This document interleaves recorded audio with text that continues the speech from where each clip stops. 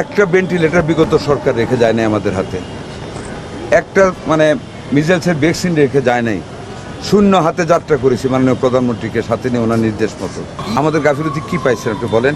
আমরা ইতিহাসের এবং গ্যাবি, ইউনিসেফ এবং ওয়ার্ল্ড হেলথ অর্গানাইজেশন তারা নিজেরা বলেছে পৃথিবীর ইতিহাসে এত স্বল্প সময়ে এত বিশাল একটা জনসংখ্যার জন্য এত তড়িৎ গতিতে এত প্রচুর ভ্যাকসিন আর কোনো দেশ জোগাড় করতে পারেনি, যেটা আমরা করেছি।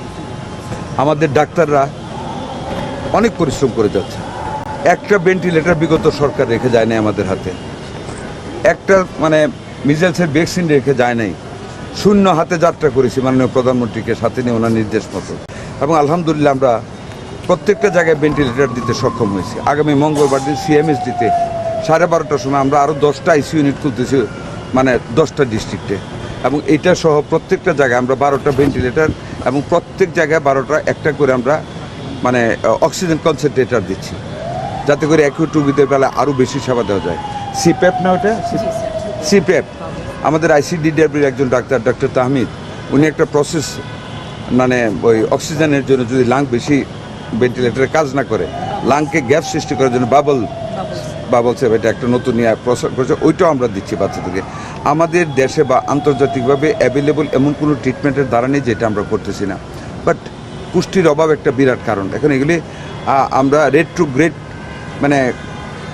ব্যাক করতে চাই না, অতীতের দিকে সমালোচনা করতে চাই না, বাট আপনার এই বাচ্চাদেরকে প্রত্যেক বছরে 2বার করে ভিটামিন এ দেওয়ার কথা।